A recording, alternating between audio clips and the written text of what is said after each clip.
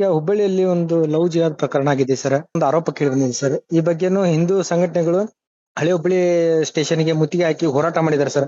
ಈ ಬಗ್ಗೆ ನೀವು ತಮಗೂ ಮಾಹಿತಿನೂ ಇದೆ, ಏನ್ ಹೇಳ್ತೀರಿ ಸರ್ ಇದ್ರ ಬಗ್ಗೆ? ನೋಡಿ, ಈಗಾಗಲೇ ಇದಕ್ಕೆ ಸಂಬಂಧಪಟ್ಟಿರ್ತಕ್ಕಂಥ ಎಲ್ಲ ಮಾಹಿತಿಗಳನ್ನ ಸಂಗ್ರಹಣೆ ಮಾಡ್ಕೊಂಡಿದ್ದೇನೆ.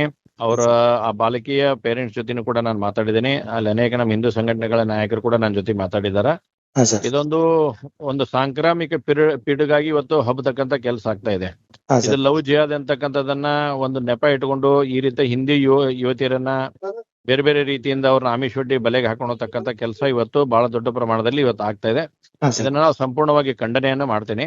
ಮತ್ತೆ ಹಾ ಸರ್. ಅಷ್ಟೇ ಅಲ್ಲ, ಇವತ್ತು ಈ ರೀತಿಯಾದಂತವ್ರನ್ನ ಮಾಡದಂತವ್ರ ಬಗ್ಗೆ ಕೂಡ ಇವತ್ತು ಅವ್ರು ಸರಿಯಾದ ಕಠಿಣವಾಗಿರ್ತಕ್ಕಂಥ ಕ್ರಮವನ್ನ ಸರ್ಕಾರ ತಗೋಬೇಕು, ಪೊಲೀಸ್ ಇಲಾಖೆ ಕೂಡ ತಗೋಬೇಕು. ಸರ್, ಇದು ಈ ಇಂತ ಪ್ರಕರಣಗಳು ಸರ್ ಈಗ ಜಿಮ್ ನಲ್ಲಿ ಅತಿ ಹೆಚ್ಚು ಆಗ್ತಾ ಇದಾವ ಅಂತ ಒಂದು ಆರೋಪ ಅಂದ್ರೆ ಹುಬ್ಬಳ್ಳಿ ಧಾರವಾಡ ಆಯ್ತು ಸರ್. ನೋಡಿ, ಇವತ್ತು ಜಿಮ್ ಟ್ರೈನರ್ ಯಾರದಾರ ಅನ್ನುವಂಥದ್ದನ್ನ ನಾವೆಲ್ಲ ನೋಡಿದ್ವಿ. ಮೊನ್ನೆ ಧಾರವಾಡದಲ್ಲಿ ಆಗಿರ್ತಕ್ಕಂಥ ಪ್ರಕರಣವನ್ನು ನಮ್ ಗಮನಕ್ಕೆ ಬಂದೈತಿ. ಇವತ್ತು ಹುಬ್ಬಳ್ಳಿಯಲ್ಲಿ ಹಿಂದ ಒಂದು ದೈವದ ಬ್ರಾಹ್ಮಣ ಸಮಾಜಕ್ಕೆ ಸಂಬಂಧಪಟ್ಟಿರ್ತಕ್ಕ ಘಟನೆನೂ ಬಂದಿದೆ. ಇವತ್ತು ಇದು ಇನ್ನೊಂದು ಹೊಸ ಘಟನೆನೂ ಕೂಡ ಬರ್ತಾ ಇದೆ. ಈ ಜಿಮ್ ಗಳನ್ನ ಇವತ್ತು ಏನಾಗಿ ಮಾರ್ಪಾಡಾಗ್ತಾ ಇದ್ದಾವೆ, ಇವನ್ ಲವ್ ಜಿಹಾದ್ ಕೇಂದ್ರಗಳಾಗಿ ಮಾರ್ಪಾಡಾಗ್ತಾ ಇದ್ದಾವ ಅನ್ನುವಂಥದ್ದನ್ನು ಕೂಡ ನಾವು ಇವತ್ತು ತನಿಖೆ ಮಾಡ್ಬೇಕಾಗತ್ತೆ.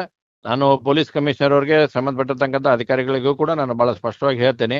ಅವ್ರ ಜೊತೆ ದೂರವಾಣಿ ಮುಖಾಂತರ ಕೂಡ ನಾನು ಮಾತಾಡಿ ಇವನ್ನೆಲ್ಲವನ್ನು ಕೂಡ ಒಂದು ಸಲ ಪರಿಶೀಲನೆ ಮಾಡ್ಬೇಕಾಗತ್ತೆ. ಯಾಕಂದ್ರೆ ಇವು ಜಿಮ್ಗೆ ಹೋಗ್ತಕ್ಕಂಥದನ್ನ ಬಿಟ್ಟು ಅಲ್ಲಿ ಲವ್ ಜಿಹಾದಿ ಪ್ರಕರಣಗಳಾಗಿ ದೊಡ್ಡ ಪ್ರಮಾಣದಲ್ಲಿ ಇವತ್ತು ಸಮಸ್ಯೆಗಳು ತೊಂದೊಡ್ತಾ ಇದಾವೆ. ನಾಳೆ ಯಾವುದೇ ರೀತಿಯಾಗಿರ್ತಕ್ಕಂಥ ಪರಿಸ್ಥಿತಿ ಭಂಗ ಆಯ್ತು ಅಂತಂದ್ರೆ ಅದಕ್ಕೆ ಅವರೇ ನೇರವಾಗಿ ಹೊಣೆಗಾರ ಆಗ್ತಾರ.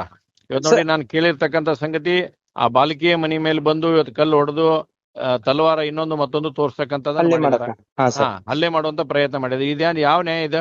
ನಾವೇನೇ ಪಾಕಿಸ್ತಾನದದೇವೋ ಬಾಂಗ್ಲಾದೇಶದಾಗದೇವೋ ಇವತ್ತು ನಾವು? ಅದಕ್ಕೆ ಪೊಲೀಸ್ ಇಲಾಖೆಯವರು, ಪೊಲೀಸ್ ಕಮಿಷನರ್ಗೆ ನಾನು ತಕ್ಷಣ ಹೇಳ್ತೀನಿ, ಆ ರೀತಿ ಯಾರ್ಯಾರು ಅವ್ರು ಮಾಡ್ಯಾರ ಅವ್ರ ಒಳಗಾಗ್ತಕ್ಕಂಥ ಕೆಲಸವನ್ನು ಇಲಾಖೆಯವ್ರು ಮಾಡ್ಬೇಕು.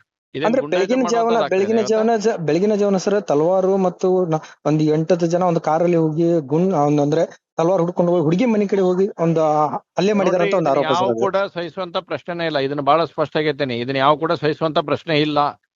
ಪೊಲೀಸರು ತಕ್ಷಣ ಎಚ್ಚೆತ್ಕೊಂಡು ಅವ್ರ ಮೇಲೆ ಕೇಸ್ ಮಾಡಿ ಅವ್ರಿಗೆ ಬಂಧನ ಮಾಡ್ತಕ್ಕಂಥ ಕೆಲಸವನ್ನು ಇಲಾಖೆ ಮಾಡ್ಬೇಕು. ನಾಳೆ ಜನ ತಮ್ಮ ಕೈಯಾಗ ಕಾನೂನನ್ನ ಕೈ ತಗೊಳ್ಳುವಂತ ಪರಿಸ್ಥಿತಿಗೆ ದಯವಿಟ್ಟು ತಂದು ಕೊಡ್ಬೇಡ್ರಿ.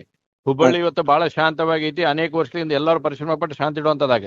ಆದ್ರೆ ಇವತ್ತು ಈ ಲವ್ ಜಿಹಾದ್ ಕೇಸ್ಲಿಂದ ನಾಳೆ ಏನಾದ್ರೂ ಸಮಸ್ಯೆ ಆಯ್ತು ಅಂದ್ರೆ ನೇರವಾಗಿ ಸರ್ಕಾರನೇ ಇದಕ್ಕೆ ಹೊಣೆಗಾರ ಆಗುತ್ತೆ. ಅದಕ್ಕೆ ಸರ್ ಈ ಮುಖ್ಯವಾಗಿ ಆರೋಪ ಅಂದ್ರೆ ಹುಡುಗಿ ಒಂದು ವಿಡಿಯೋ ವೈರಲ್ ಮಾಡಿದಾಳೆ ಸರ್.